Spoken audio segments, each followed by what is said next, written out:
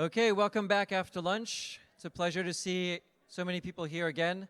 We have a really special session today. I'm going to make this introduction really short because I want to give as much time as possible to the conservationist. But there's a unifying theme to this next session, and that's endemic species. And so our presenters will talk a little bit more about what that means and what those species are. But we've got a really, really special slate of species, and I've been privileged enough actually to go every single one of them in the wild, and it's been absolutely extraordinary. So I encourage everybody to try to do the same and to go and visit these conservationists in the field and to discover these species for yourself. First, we're going to have John Lukas, who has been working in the Congo for many, many, many decades protecting the Okapi, which is endemic to that part of the world. Next, we're going to have Claudio Sillero, who has been working also for many, many decades in Ethiopia, protecting the Ethiopian Wolves. And that's an absolutely gorgeous animal. There's only 450 of them left in the world, and I hope that you will be left deeply inspired by his presentation and that of his colleagues. And last, we'll have a presentation by Johanna Vega from Proyecto Tití in Colombia, who is working to protect the cotton-top tamarins. So please give him a round of applause, and then hold your questions for the very end. They'll take all the questions at the end, and I'm going to turn the mic over so that they can make the most of your time. Thank you very much.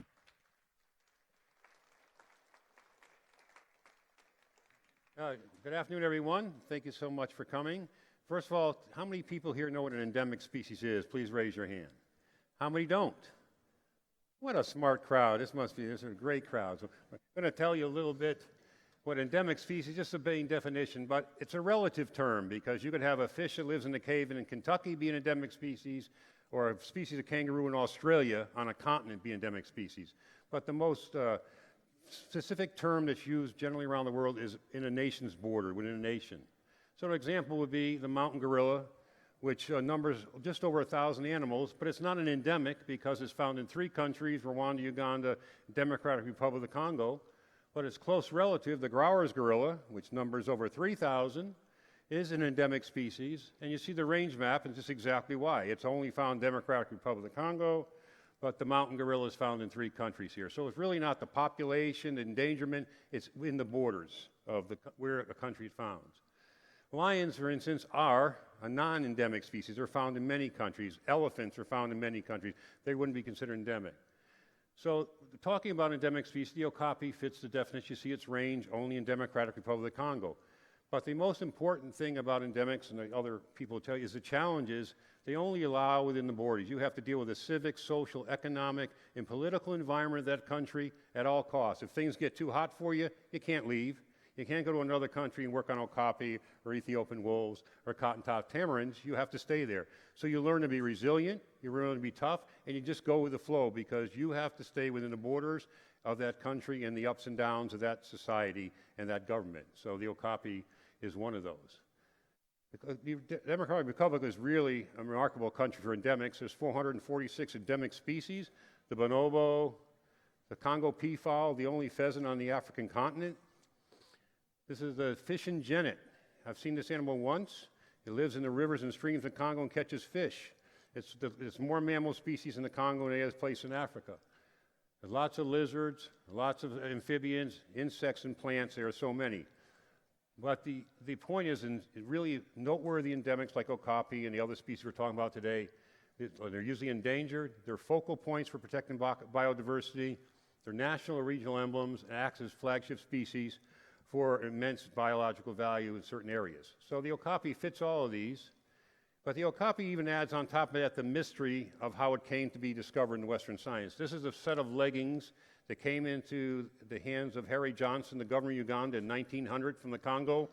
And so together he put together this sketch and went to the Museum of Natural History in London, and the Okapi was described in 1901. The Okapi was protected in 1933 by the Belgian government. It was the last large mammal discovered in Africa, and it was the first species protected in Africa. So it's a unique form that drew a lot of attention from the Western world. If you see during the various government entities that ruled the Congo, they all featured on the stamps and their currency. And this is a recent departure tax receipt I got in Bunia in Congo. Got an Okapi there, and of course, you got an Okapi stamp. So Okapi are quite prevalent and known by everybody in the Congo and used to bolster their national identity. Most importantly, the Okapi is a symbol of the Institute in Congo for the Conservation of Nature. That's the entity responsible for the government of protection of the protected areas and all the animals. What's even funny is the rank is an Okapi head.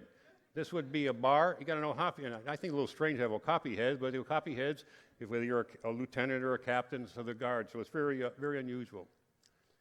So the Congo has 5 World Heritage Sites, Virunga, Garamba, Kizibiega, Salonga. They're named after places. But the Okapi Wildlife Reserve, 14,000 something square kilometers here, is named after an animal. It's really unusual to have an area named after an animal. So this is the Okapi Wildlife Reserve, and it's where we work and where the largest population of Okapi exists in Congo. So our project is really centered around using the Okapi as the flagship species to protect the forest, because in that forest there's lots of chimpanzees, elephants, bongo, red forest hog, the Okapi, and the Mbuti pygmy live in this forest. So our project for 32 years is centered around protecting the forest that Okapi live in. Our project revolves around supporting the ICCN rangers who patrol the forest, picking up snares and looking for arresting people involved in illegal activities. Okapi are occasionally caught in snares, so removing snares is an important component of the protection work.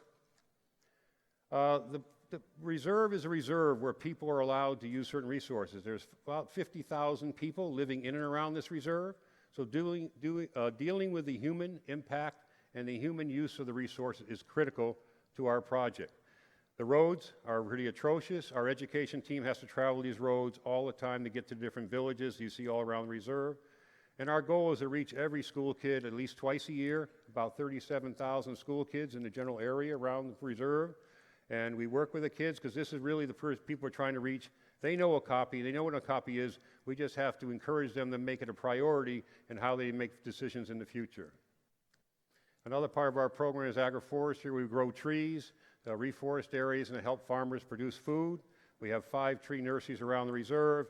And last year, we close to 70,000 trees were planted, and this year our target is even higher. But this is a very important component because the trees are really important Okapi habitat, and where it's been degraded, we need to reforest it. Healthcare, and I was talking to several people today, is one of the big issues. This is a clinic. This is a WCN donor, funded this hospital wing we just put on the clinic. We just finished it. We were there for the grand opening, and the head of ICCN of the whole country was there for the grand opening.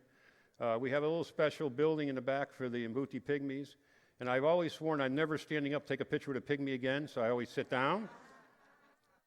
And my wife was real funny, said, "You look like Gulliver," so I don't know. But this building was built for the pygmies because they can have a fire inside. Whenever they get sick, they have to go inside. If they go inside, they have to have a fire, and the whole family comes. So these rooms are specially built to take fires so the pygmies can come if they're sick and be treated. They won't go into the regular rooms we got with beds that crank up and it's real clean and sterile. They won't go in those rooms. This is the only place they want to go. And we really care about honoring the culture and traditions of the indigenous people. This is how we do that for them. Lukas Mears is here. Our program will also be talking about our work with the women's group in the next session upstairs. So if you want to hear more about our work with women, which is very important, Lukas is going to go into that in detail in a few minutes upstairs. But in the Congo, there's not one kid over 2 years old or one person doesn't know what Okapi is. Okapi are everywhere. This truck was refueling my plane in Bunia a couple of weeks ago, pulls up the Okapi group. Okapi water is available. Okapi cigarettes, Okapi logistics. You see Okapi everywhere. So it's not, people don't say, "Oh, what's an Okapi like they do in America?" What's an Okapi? I never saw an Okapi. They know what it is. But the most important use of the Okapi are 2 things that are so important. Radio Okapi is the #1 news source in Congo. It is radio, it is media, it's print, it's internet. That's the #1 news source. It's quoted around the world, Radio Okapi. ICCN is the government agency responsible for all wildlife and protected areas. Their symbol is an Okapi, but important is the leaf. Not just the Okapi, the leaf stands for the forest, which the Okapi needs. But in America, for some reason, people use Okapi. And I've had contact with these people, and they don't even know what an Okapi is. We just like the name. We like the logo we can create, a great logo, you know. If you research Okapi, there's lots of businesses. And I've contacted most of these, and I've gotten a $500 donation total out of all of them for using the animal name. So I think if you're going to use an animal's name, you should at least contribute to its conservation. That's my personal view, but a lot of people don't. But what we need to know is make the world know the Okapi, because the Okapi is a symbol of all of the most biodiverse country in Africa, the highest density of primates in Africa. This is our camera trap team in Congo, and we started our camera trap a couple years ago, and you've seen most of these pictures. But the idea is this is the first photos of Okapi in their habitat, doing what they do. We have an Okapi baby, we have this Okapi eating. So now we can share the world. This is how these animals live. Now imagine you'll never see one of these in a while, so this is the way we make this known. Recently, because of security issues, we could go into some improvements in security issues. We could go into some areas of the Congo. This is an Edo, which is a bai in some of the other countries. It's an opening in the forest, a natural opening in the forest, and we just put some camera traps. It's a 5-day walk into the forest, and there's the elephants, forest elephants there, and this is a remarkable footage of an Okapi in the open. And there's minerals in the soil here, clay and different minerals, so the animals come here to get this mineral. And even the Okapi come, and to see an Okapi out in the opening. And this has tourism potential in the future. There's ways we could probably use this in the future for people to see the animals. And this is the remarkable forest buffalo. The red, beautiful red with huge fringed ears. This is the buffalo that lives in the forest along with the Okapi.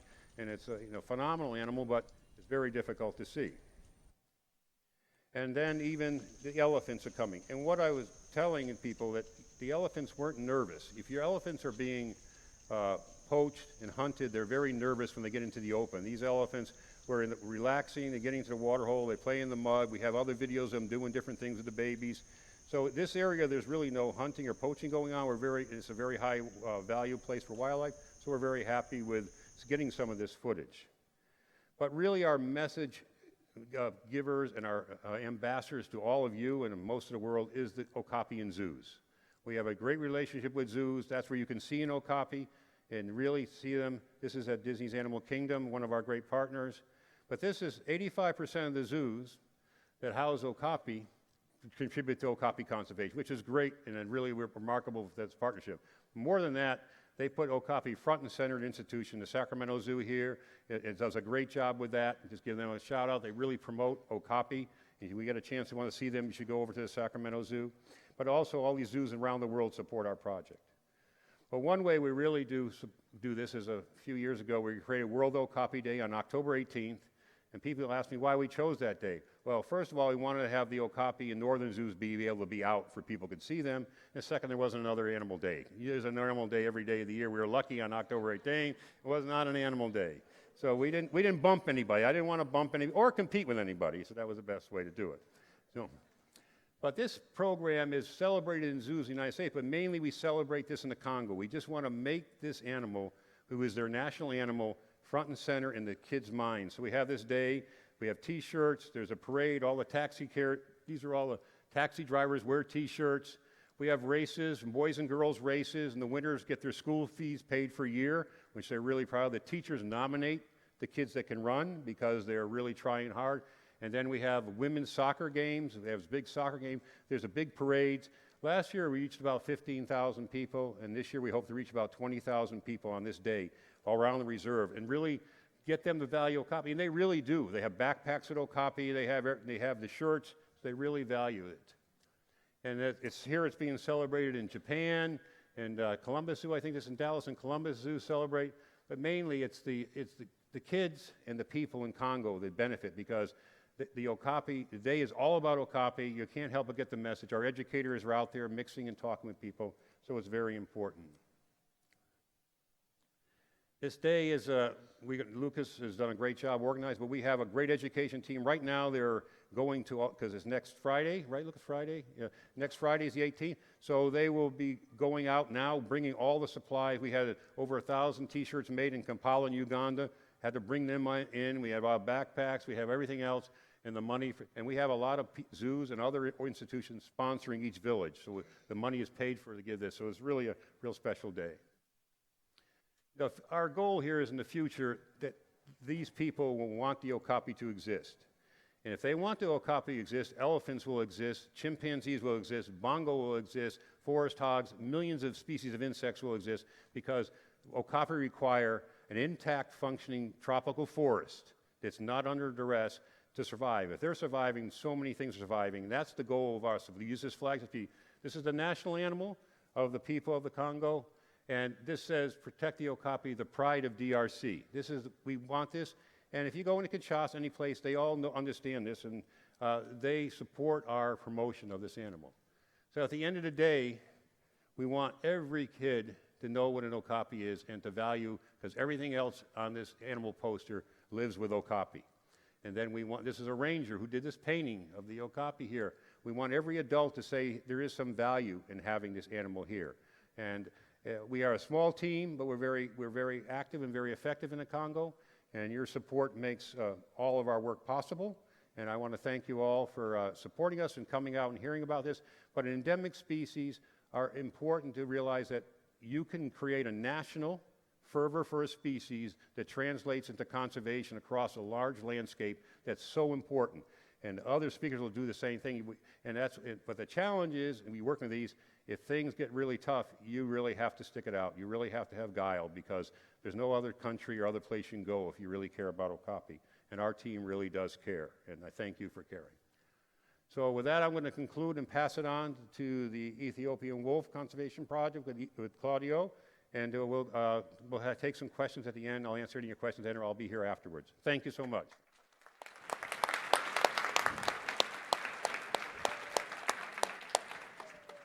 Thank you, John.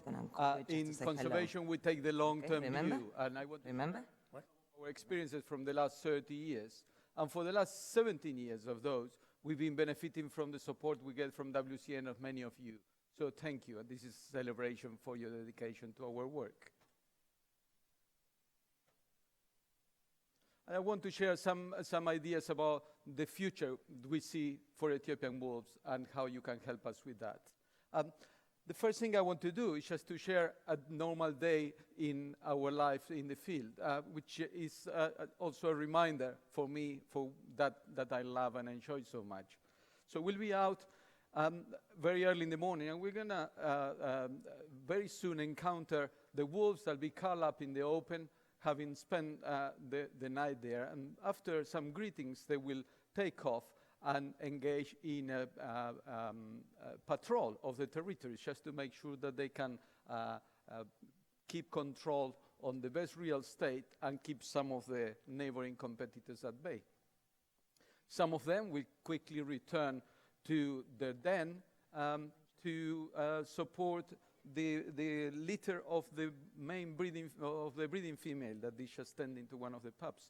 And there will be some of the other adults in packs as large as 19 animals that will babysit and bring food to the pups and look after them as if they were their own, and in doing that, securing the future of that pack. Once the job is done, then it's time to go out for food, and you're better off doing that on your own. And if you're fortunate enough, you're going to catch a jam or rat, which is a juicy favorite food. And at 2 pounds in weight is going to provide enough food for the day. We are celebrating the topic of endemism and how these animals that are found nowhere else but in a particular country or region require special conservation needs and pose special challenges. And those black silhouettes in the map of Ethiopia 10,000 years ago, we have represented glaciers, but today are the last strongholds of the Afro-Alpine ecosystem where the wolves make their home. And they are not alone. They share these Afro-Alpine habitats, about 10,000 feet, with people, the livestock, and the dogs. And with that comes the most immediate threat to the wolves. Dogs tend to compete with the wolves for food. They can be aggressive and chase them away, and in some cases they might even hybridize with the wolves. But and you could see there is a wolf keeping watch at the back. But the main concern is that these wolves bring disease into the system, and these rabies and canine distemper get transmitted to the wolves. And it was in the 80s And that's a younger version of me working in Valley Mountains from 1987, where the first outbreak of rabies took place and where we realized the threat we were facing.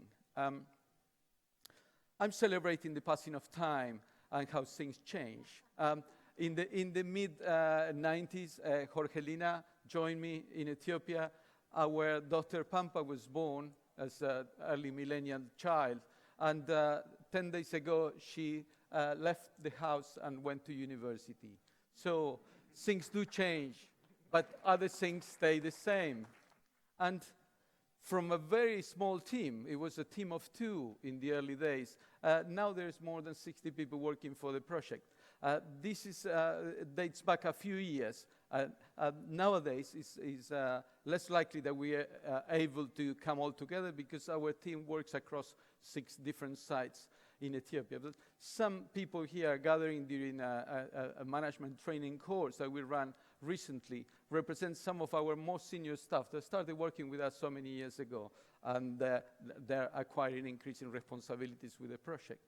As you could see, we're working across those 6 populations, and we have offices in several places. And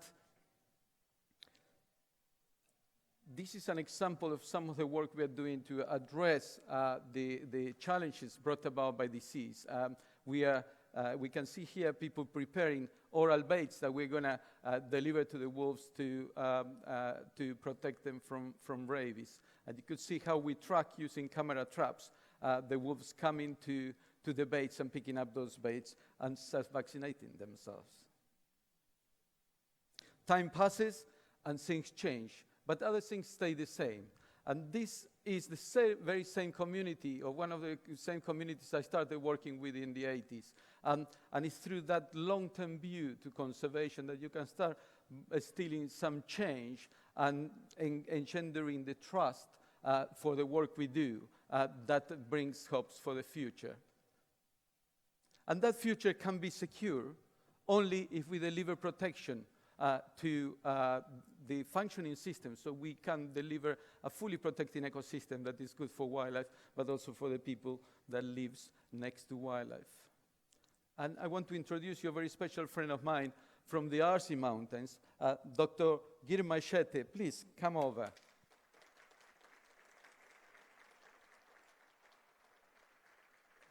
Girma and Jorgelina have been responsible for the biodiversity-friendly futures, and I wanted to share a picture of Girma looking very smart when he secured his PhD from Leiden University in the Netherlands. Thank you very much, Girma. And please, Jorgelina, take over from here and tell us a little bit more about biodiversity-friendly futures. Thank you, thank you. Good afternoon, everyone. Yes, I want to continue with that line and to say that with Girma we travel everywhere, to every mountain in Ethiopia, and we visited every population of Ethiopian wolves and also the places where the Ethiopian wolves were before and they are not anymore. And we learn many things with our travels, and that inspire our biodiversity-friendly future program. We've seen agriculture encroaching, and as agriculture grows up and up the mountain, the wolves are trapped in tiny islands and isolated from each other. And in the recent years, we've seen many new roads crossing the habitat with all the impacts that we know roads have on the habitat and on the animals. But we also seen how people and wolves can coexist, or sometimes that coexistence is a bit more complicated. And in this place that we visited is the Mount Choke. This is where the Blue Nile starts, the Blue Nile River that drains into the Nile. And this is a swamp that's been overgrazed, and the tussocks are dead, and this swamp is not going to retain the water a longer time like before. We also see people collecting firewood and collecting that they need for cooking, for lighting, to heating up, because that's the only source of energy that they are there, and this firewood comes from where the wolves live. And we also see people, in this case, going to the market, transporting a grass that is very valuable. This is called wassa. It's a type of a stuca grass, And it's a grass that is good for thatching, to make ropes, and as fodder. And later on we will see how this wasa, which I call the gold of the Afro-Alpine, can have a role in conservation. So communities need these areas, and the wolves need these areas. So our biodiversity-friendly future is a way to support livelihoods that are compatible with conservation, and maybe that also bring alternative incomes for these people. So one of our first projects is the one we call Highland Honey. So the honey from the highlands is very, very good. It has a fantastic taste and aroma. And in this photo, we see how we were delivering modern beehives to the farmers. The farmers prefer this type of beehive, and they receive training. And I'm happy to say that this year, around 100 families had bees producing honey, and they collected more than 600 kilograms. And these beehives are located close to the Erica forest. These are the only trees up in the mountains, and this is where the honey comes and why the honey is so special. So the interesting thing is that the honey producers, now they organize themselves to protect these areas of Erica that before were being cut. And these Erica forests are disappearing from many places. Sometimes they are also burned to open up for agriculture. And other of our projects benefits women in particular. Women in the highlands are the ones that spend more time collecting firewood, are the ones that make all the cooking, maybe not very different to here, I don't know, with open fires and a lot of smoke. So we have already 8 cooperatives made of women. We help them trained to build fuel-saving stoves. These fuel-saving stoves need around half of the firewood, and also they produce a lot less of a smoke inside the houses. And we help them to create a market for these fuel-saving stoves. And here, for example, we are demonstrating how they work in a local market. And we also go to the schools and with the children, and we make demonstrations and use leaflets. And we work with many, many schools that are very, very high up in the mountains, very remote places. Another activity is actually planting wasa, if you remember, the African gold. So in this case, the farmers, they plant wasa in their homestead, or maybe in the agriculture fields next to the Ethiopian Wolves. And this year, 75 families harvested wasa for the first time. 3 years passed since they planted them, and that's a very important income for the households. This is all a wonderful wasa grassland, and this photo is from a new national park. In this area in particular, 14 communities, they decided to start managing the wasa like they do in a traditional system, which also implies moving the livestock away from the mountains. So this is how this habitat was recovered, just with a traditional form of use, and also by the communities organizing themselves. And we also worked with the community guards. The community guards are members of those communities that are in charge of patrolling and checking that nobody is harvesting the wasa outside the accepted times. We help them, train them to monitor wildlife, and they are actually very good monitors. They are very motivated, and now they will become scouts in this protected area that also has a form of co-management. And we were our contribution was important in making the national park to realize that these natural forms of management are proper conservation tools. So we are very proud of that, actually. So I want to finish just saying, so what is our vision for the future of Ethiopian wolves? And the first thing to say is that if we protect this Afro-Alpine, it won't be only for the people or the wolves. There are many fantastic species that live here, and only in Ethiopia. So actually, many other endemics that is a topic of our conversation, and that can be the gelada baboon, the mountain nyala, the fantastic rodents that the Ethiopian wolf eats, and many, many more plants and that are beautiful. And we can do that by working with the communities. So our biodiversity-friendly future has been a fantastic approach for us, for EWCP, to move into protecting the habitat and finding long-lasting solutions to these problems that are not unique to Ethiopia.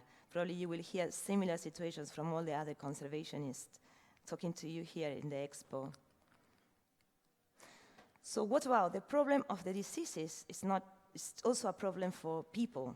So our One Health project is an integrated approach to control diseases.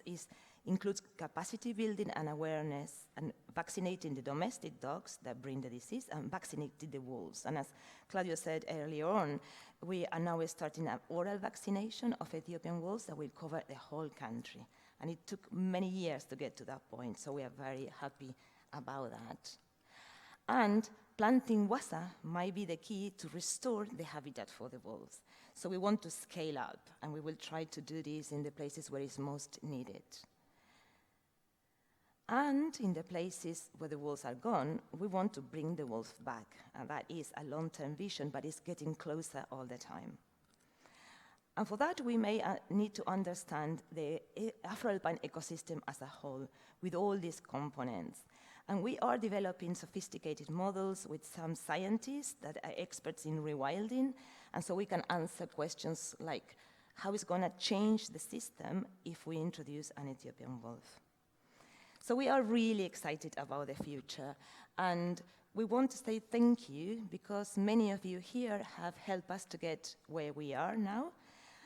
In the name of mine and Claudio and my whole team, I want to say thank you and to invite you to continue with us because I think there is an exciting future for the Ethiopian wolves.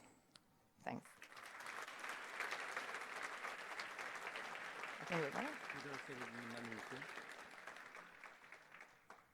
Thank you very much. And talking about the future, I wanted to share with you the most wonderful news that came out yesterday.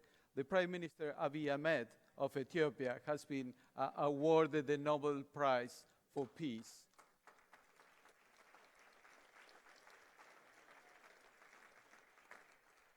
And that has enormous significance in a country that has been marred by wars ever since we can remember. He has managed to bring peace with Eritrea, with Sudan, and also is bringing progressive policies that are addressing some of the greatest challenges of the country. And I think there is a future for Ethiopia, there is a future for the environment, and there is a future for the Ethiopian wolves.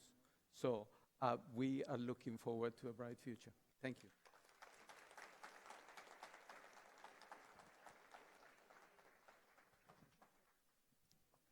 And I should add that Johanna is joining us now to tell us about Proyecto Tití.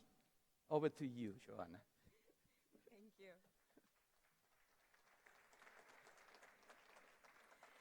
Thank you, Claudio. Well, thank you for this opportunity. Yeah, well, Proyecto Tití started coming to these events 15 years ago. And for the first time in 15 years, Rosamira Guillen, our executive director, is not here to give this talk to you. Instead, she sent me, she had to stay home, but she sent to each one of you a hug. So if I haven't given you a hug yet, come to our table after the session. Well, cotton-top tamarins are amazing creatures. They live in the tropical dry forest of Colombia. And what you hear is part of our culture, part of this endemic species, and what makes this species very special. They live in family groups. As Latin people, they love to be in family groups, taking care of each other. The female dominant is giving birth to a pair of twins once a year, and everybody's involved in taking care to these two babies. Sometimes an uncle or old brother comes to take care of the babies while the mother is eating yummy caterpillars or sweet fruits. These amazing creatures live in this corner of the world, in Colombia, my country, but not all in all the country, all the territory, but just in that dark spot you see on the screen. Unfortunately, they are threatened. Their main threat is habitat loss due to deforestation, and animals in this special forest are purchased by illegal pet trade. The problem, the big issue here is that this forest is very, very special. The geographical characteristic of this forest make this very special, pretty unique, and animals like cotton-top tamarins are only found in this kind of forest. But as they are only found in the tropical dry forest of northern Colombia, make them critically endangered. There is only 2% of the forest remains, and that's why there's only 70,000 cotton-top tamarins in the wild. So habitat loss and illegal pet trade is the main threat of cotton-top tamarins. But also political situation threaten our project and make our capacity of working in the entire distribution area very difficult. Proyecto Tití started 30 years ago as a research program in the third area you see over there on the map. And well, back then, things were not that good. There was a big war between guerrillas and the government. And we wanted to go, we had to go away from that area, and we started looking for new areas to work for these awesome species.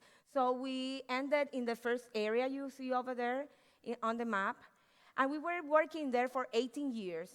Then the government started peace process with guerrillas, and now the entire distribution area of cotton-top tamarins is safer.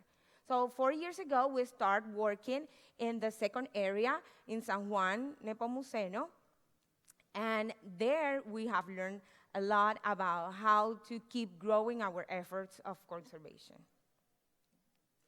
So we set this conservation model where we still do research, but also we learn in this area in San Juan that we have to put a lot of efforts on restore the areas for cotton-top tamarins.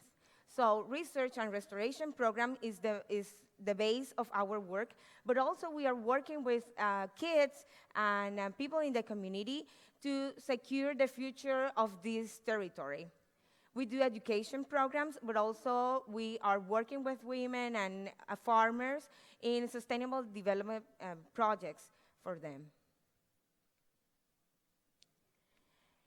Saving these species in this special and unique habitat is saving every species that lives or depend on this special and special forest.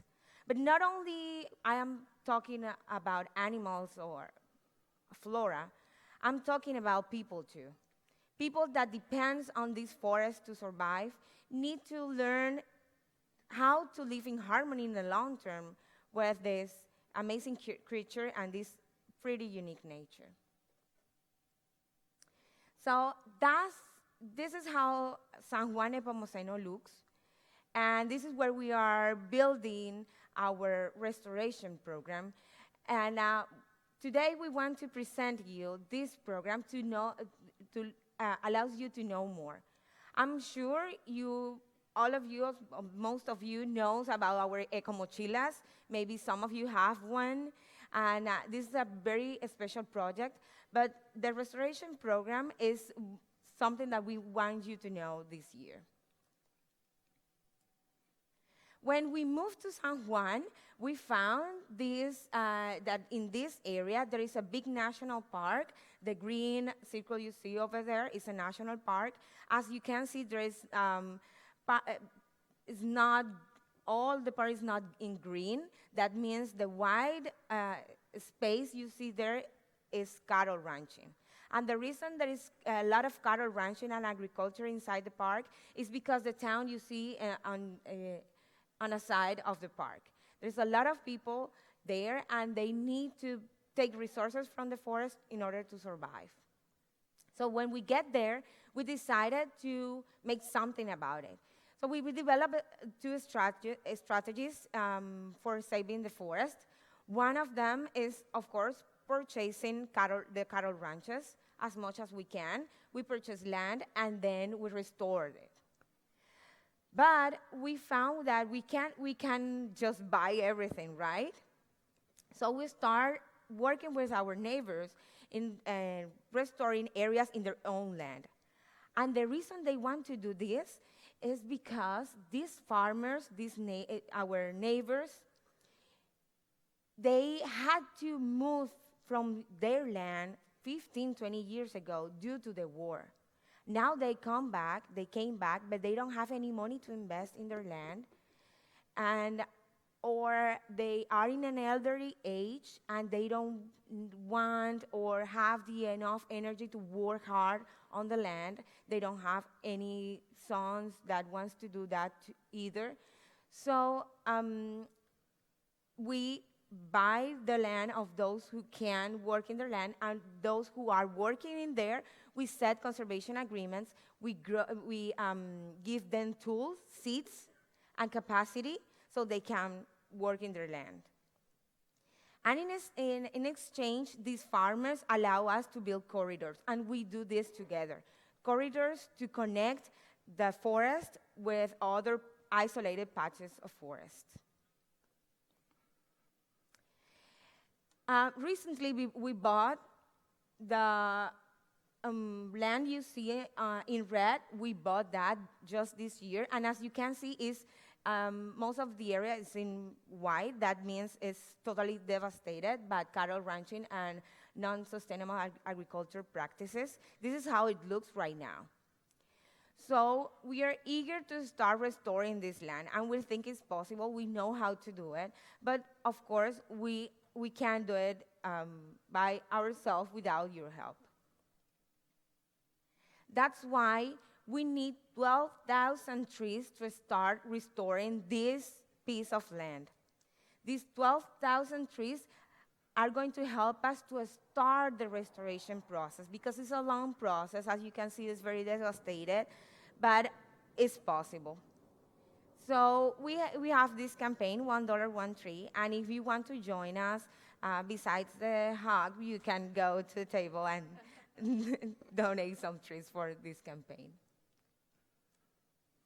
The team in charge of doing this amazing job of building forest for cotton top tamarins, this special forest that they are building, they choose very carefully the plants. They plant in a very, very careful way in very specific areas, being sure that these trees are going to help cotton tops either for shelter or food. Well, this is the team that are doing this. 4 very strong, determined, young farmers, leading by Juan Barrios, which is a biologist. And, well, I'm very happy to say that he is here with me. His first time in the States, in the United States. It's his first time at WCN event, and is very far from the working boots, the mud, the mosquitoes, the plants. So I ask you to welcome him and make him feel very welcome to this stage and talk to you.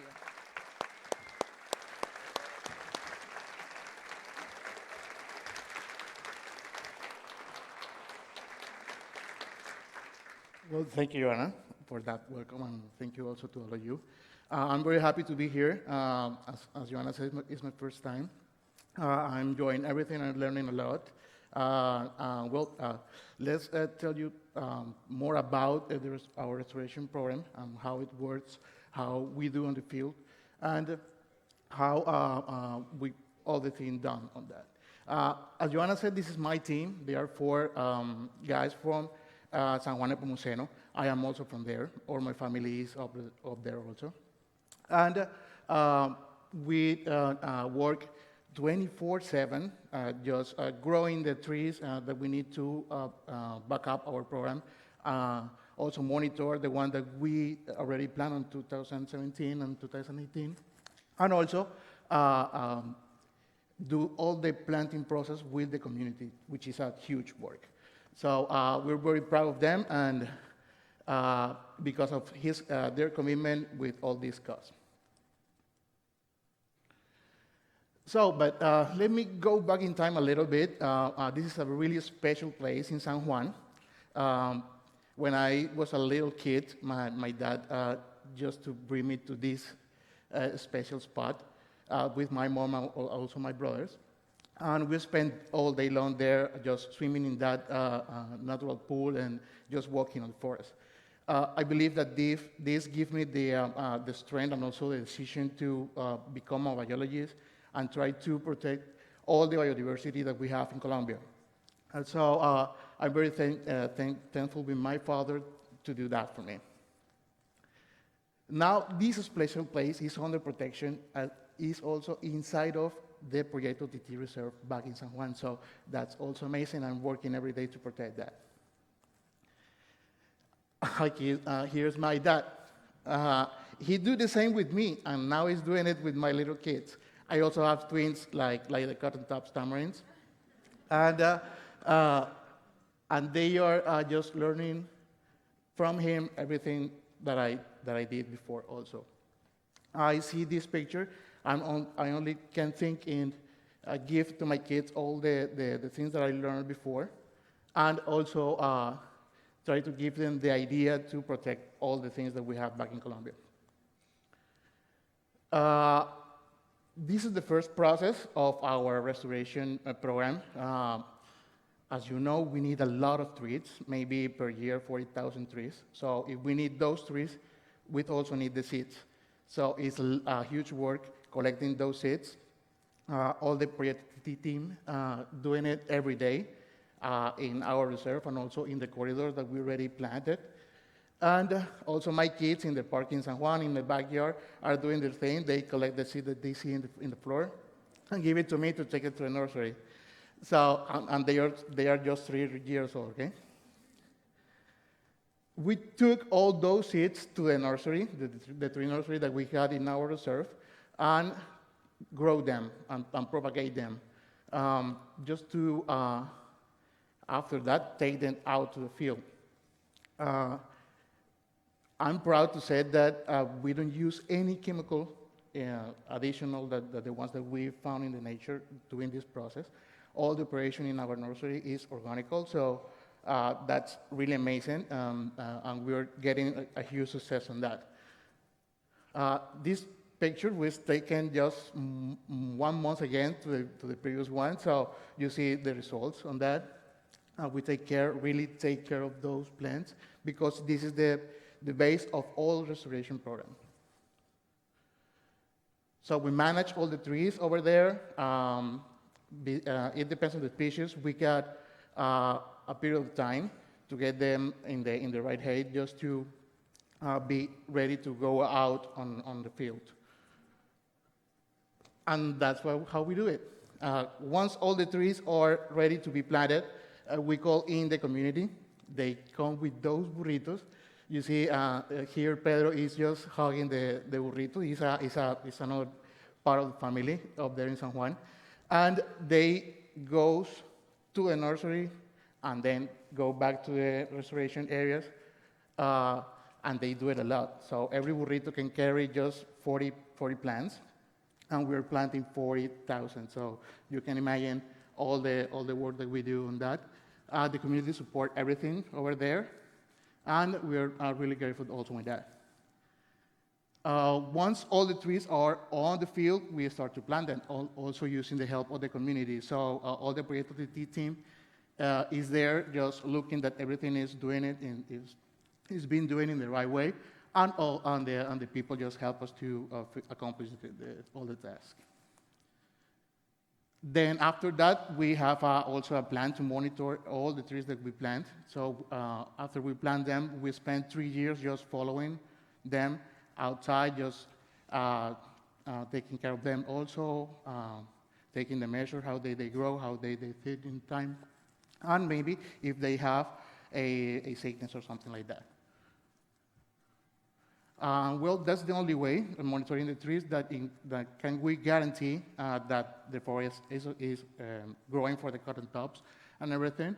And well, our dream in San Juan is just build more spaces like this one, in which we can ensure the long-term survival of the cotton top tamarins, and also that the people and the wildlife live together in harmony. So I would like to thank you for all the support that Proyecto Tití have received in time, and also I invite you to join us in our campaign. Thank you.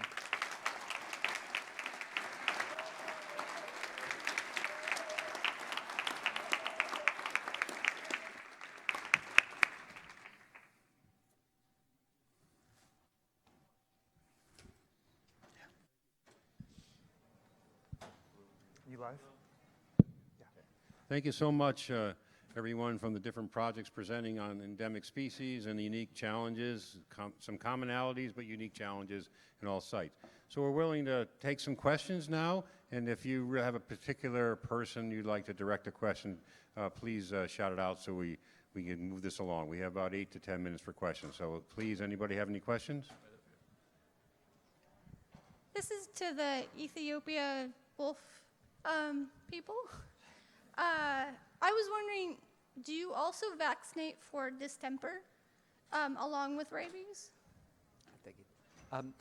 Distemper is a growing concern for us. I mean, initially, the main focus was on rabies, and we have made progress moving to the oral vaccine. We are testing canine distemper vaccine on the wolves.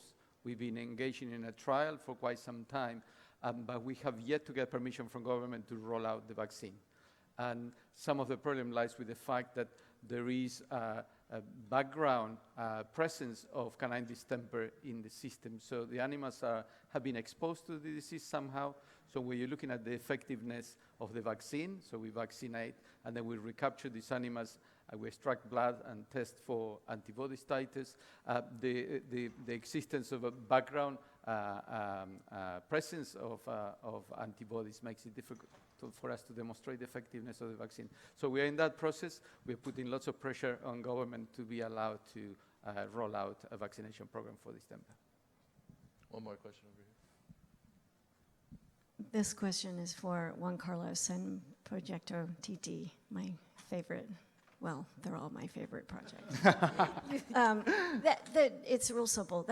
The trees that you're planting, is that the tree that the cotton top tamarin lives in or eats or travels among, or why that particular tree? Okay, well, actually, we're working with 21 species.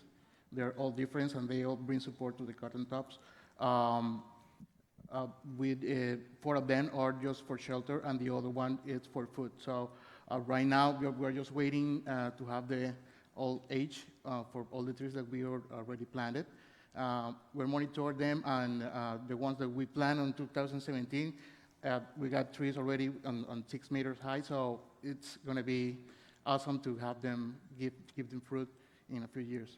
I want to add that Proyecto Tití is very doing this job in a very careful way. We designed this plan for planting trees to restore the forest, which means that we want these forests to be as much as similar as they should be.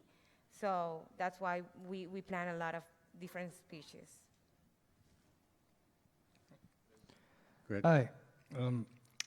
You all mentioned this in one way or another, but maybe especially the Proyecto Tití and the, well, all of you maybe.